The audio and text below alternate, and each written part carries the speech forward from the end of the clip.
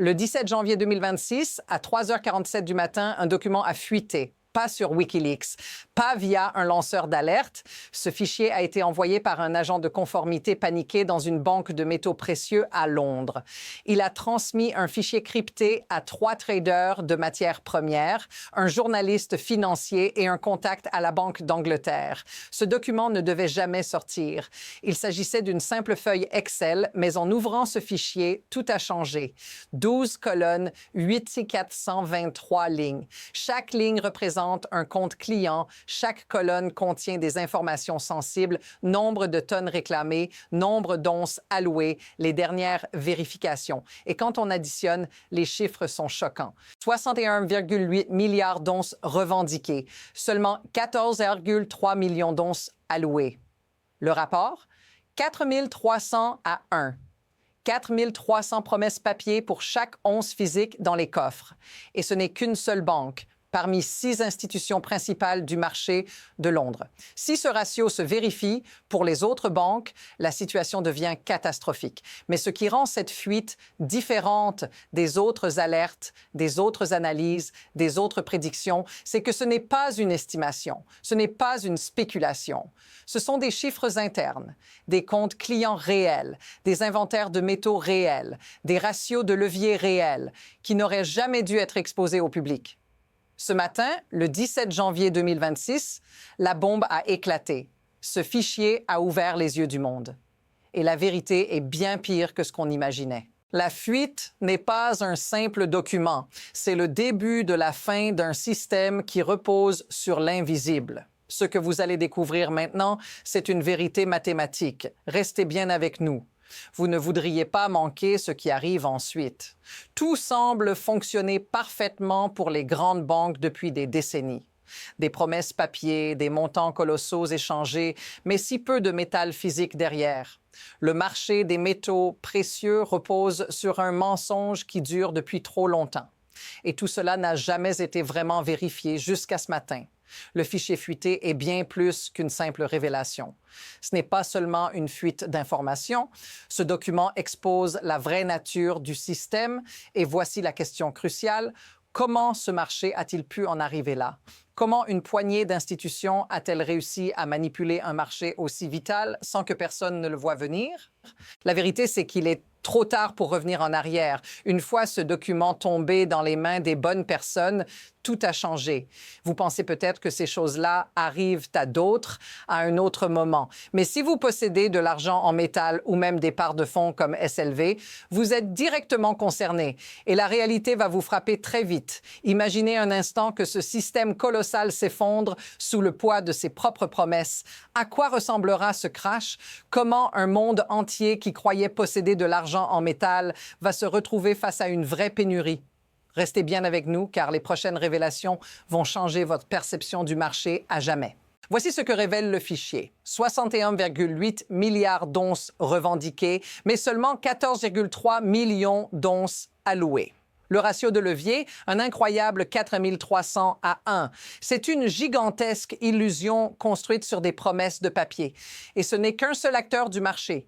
Imaginez la scène. 61,8 milliards d'onces revendiquées par des millions de clients, mais seulement 14,3 millions en métal physique pour tout couvrir. Vous voyez le problème? Mais attendez, ce n'est même pas tout. Si l'on regarde les contrats dérivés, les swaps et les contrats à terme vendus par HSBC, on découvre une autre réalité. Des dérivés d'une valeur de 1,46 trillion de dollars, représentant plus de 16 milliards d'onces d'argent, qui ne sont même pas soutenus par une once d'argent physique. Imaginez la taille de la bulle qui commence à se former là. Mais voici ce qui est encore plus frappant. HSBC détient officiellement seulement 340 millions d'onces de métal physique. Mais en réalité, 282 millions d'onces de cette quantité sont détenues pour le compte d'autres clients via un trust d'argent. Donc, le métal qui peut réellement être utilisé pour couvrir les engagements de HSBC, Seulement 58 millions d'onces. Ce chiffre à lui seul est déjà une catastrophe. Vous commencez à voir l'ampleur de la fraude.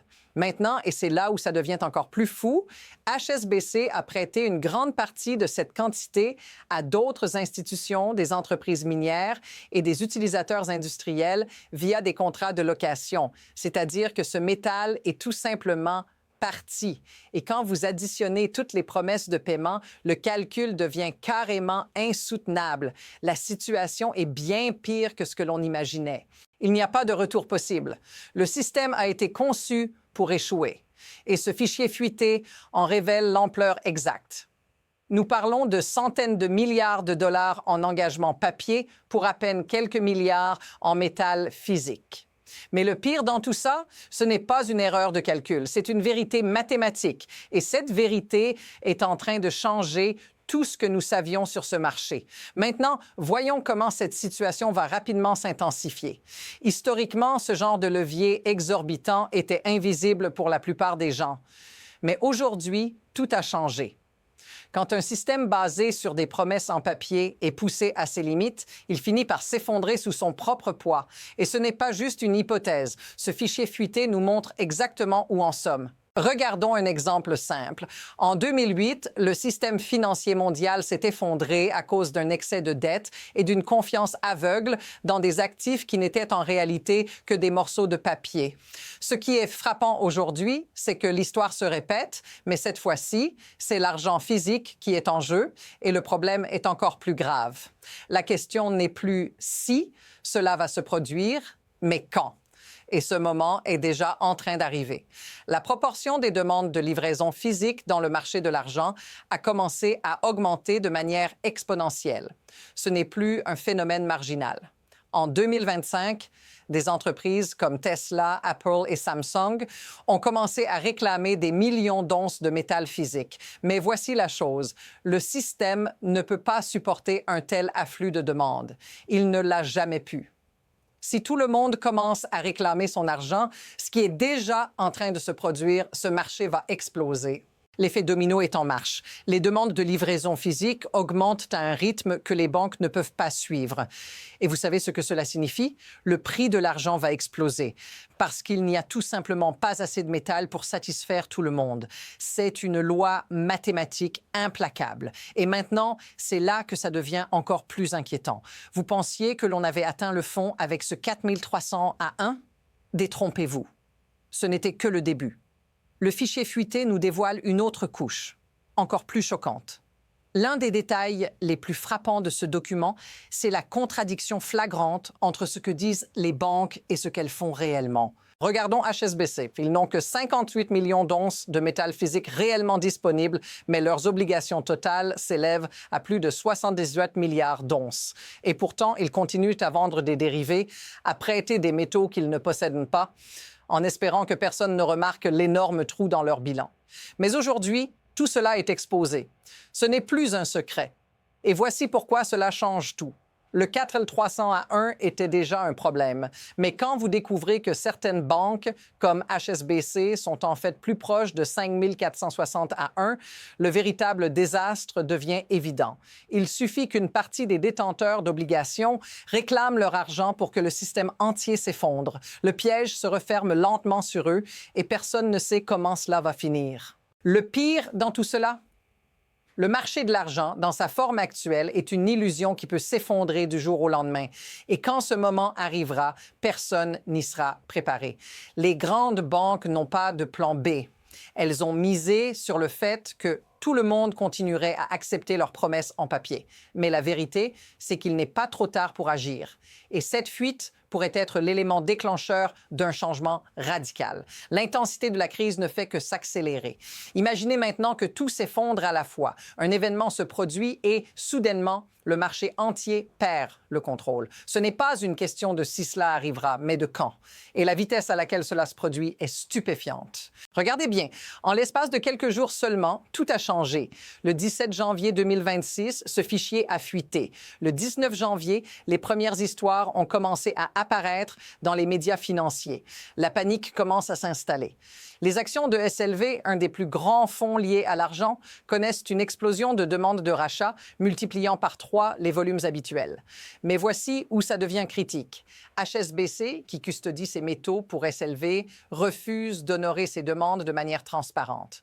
Le système est déjà dans une spirale incontrôlable. Les marges sont augmentées de 40% pour limiter la volatilité. Mais tout cela n'est qu'un pansement sur une plaie béante. En Asie, les marchés physiques réagissent immédiatement. Le prix du métal commence à grimper à des niveaux jamais vus. De Shanghai à Tokyo, le métal physique disparaît des rayons. Les enchères sont suspendues. Plus personne n'a d'argent disponible. Et voici la vraie question. Que se passera-t-il si cette dynamique continue? Le système risque de s'effondrer en quelques jours seulement. Les demandes de livraison physique continueront de grimper, les banques ne pourront plus répondre à la demande et l'ensemble du système du marché de l'argent pourrait être paralysé. C'est un scénario de crise mondiale, une crise qui est déjà en marche. Maintenant, arrêtons-nous un instant. Qu'est-ce que tout cela signifie pour vous en tant que détenteur d'argent, d'actions SLV ou de comptes non alloués dans ces banques? La réalité est plus dure que ce que vous imaginez. Si vous êtes un investisseur, un particulier ou même une entreprise, vous êtes désormais dans une situation précaire. Imaginez un instant, vous avez peut-être cru que détenir des parts d'un fonds comme SLV ou un contrat à terme vous offrait un accès facile à de l'argent physique. Mais ce n'est pas le cas. Vous avez été victime du système et maintenant, ce système est en train de s'effondrer sous le poids de ses propres mensonges. Le métal physique est devenu rare, les délais de livraison se rallongent, les prix montent en flèche. Si vous êtes une entreprise industrielle, c'est encore plus alarmant. Les fabricants de panneaux solaires, de batteries pour véhicules électriques, les entreprises qui dépendent de l'argent se retrouvent avec des chaînes d'approvisionnement paralysées. Et tout cela se passe maintenant. Vous ne pouvez plus simplement acheter à un prix raisonnable. Vous êtes coincé dans un marché de plus en plus tendu. Les prix ne font qu'augmenter. Si cela vous semble familier, si vous avez déjà ressenti cette pression dans vos affaires ou vos investissements, dites-le dans les commentaires. Nous sommes tous dans ce même bateau et il est temps d'agir avant qu'il ne soit trop tard. Il est facile de se laisser emporter par l'émotion, par la panique. Mais si nous voulons comprendre ce qui se passe réellement, il faut aller plus loin. Nous devons regarder les mécanismes qui permettent à ce système de survivre. Du moins jusqu'à aujourd'hui. Parce qu'une fois que vous comprenez ces rouages, tout devient clair. Le problème de ce système ne réside pas seulement dans le fait que les banques n'ont pas assez de métal physique. C'est aussi le système qui permet à cette fraude de perdurer. La manipulation des leviers, les dérivés et la spéculation sans fin. Les banques agissent sous un système de réserve fractionnaire, mais au lieu de prêter de l'argent, elles prêtent du métal qu'elles n'ont même pas. C'est un jeu de dupes. Et c'est là que ça devient fascinant. Pourquoi ce système a-t-il fonctionné pendant si longtemps? Parce que les investisseurs, tout comme vous, ont cru qu'il fonctionnait. Ils ont cru que ces promesses étaient réelles, que ces contrats dérivés avaient de la valeur.